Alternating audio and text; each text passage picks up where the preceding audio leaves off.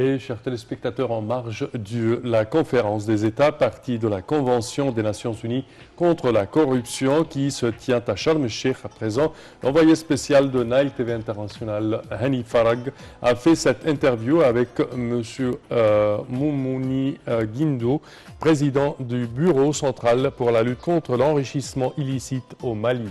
Voyons ensemble. Donc en marge de cette conférence, de cette 9e édition de la conférence des États partis à la Convention des Nations Unies dont la lutte contre la corruption, nous avons l'honneur d'avoir avec nous actuellement Monsieur le Président de l'Office central de lutte contre l'enrichissement illicite au sein du Mali, Monsieur le Président Moumouni Guindo. Vous êtes le bienvenu sur Nile TV International. Merci. Merci beaucoup. Donc, vous êtes tout à fait un spécialiste dans le domaine de comment lutter contre le blanchiment d'argent, comment lutter contre les crimes sophistiqués de la corruption. Mais justement, permettez-moi de vous poser cette question. Comment vous avez vu les mécanismes adoptés sur le terrain en ce qui concerne cette initiative qui vise à récupérer les avoirs volés, notamment au niveau africain? Le recouvrement des avoirs est une préoccupation centrale dans la lutte contre la corruption. Vous savez que les individus se livrent à la corruption, au blanchiment des capitaux, justement à cause de l'enrichissement que cela leur apporte. Par conséquent, le meilleur axe pour lutter contre le phénomène, c'est de recouvrer les avoirs qu'ils ont constitués illicitement, aussi bien dans leur pays qu'à l'extérieur. Parce qu'à ce moment-là, ils n'auront plus de déterminants, ils n'auront plus de motivation pour s'adonner à la corruption. C'est pourquoi nous travaillons et nous appuyons toutes les initiatives qui visent à récupérer les fonds volés, les fonds détournés au préjudice des populations. Oui, en fait, encore une fois, vous représentez l'Office central de lutte contre l'enrichissement illicite. Donc, à propos de ce point, et si je peux dire, comment sont donc les efforts déployés sur le terrain afin de lutter contre ce phénomène au Mali, notamment que vous venez de proposer une présentation qui concerne les efforts de votre pays à cet égard? Le Mali a décidé de mettre le curseur sur l'enrichissement illicite pour pouvoir frapper à l'endroit névralgique le phénomène.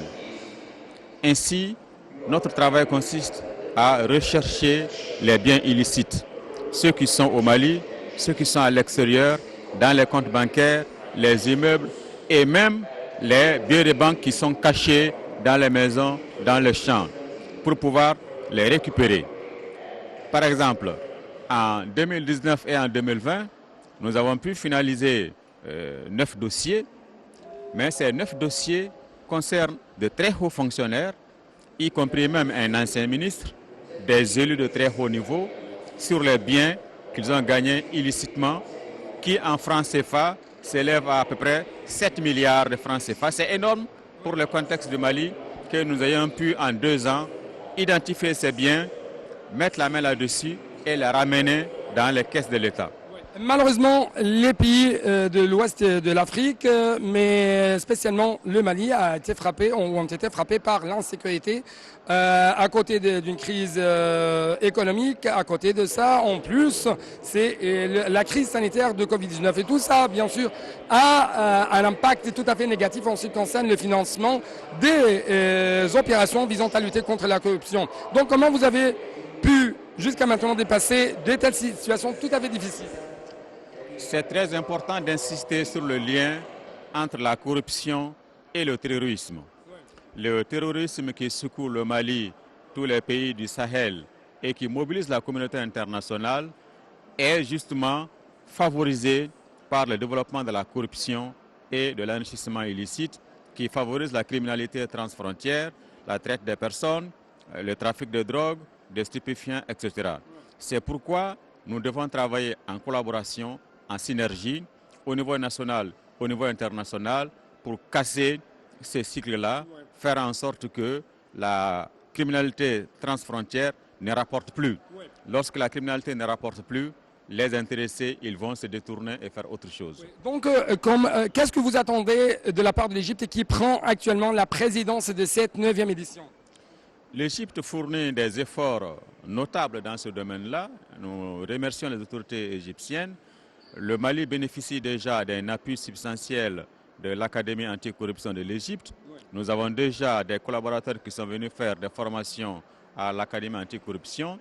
Et en 2019, l'Académie et l'autorité de contrôle administratif nous avaient octroyé des bourses de formation pour 50 Maliens.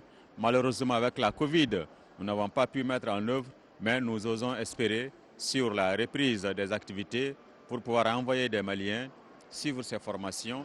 Et à l'échelle internationale, nous apprécions les efforts du gouvernement et des autorités égyptiennes. Monsieur Moumani Gwindo, président de l'Office central de la lutte contre l'enrichissement illicite. Merci beaucoup.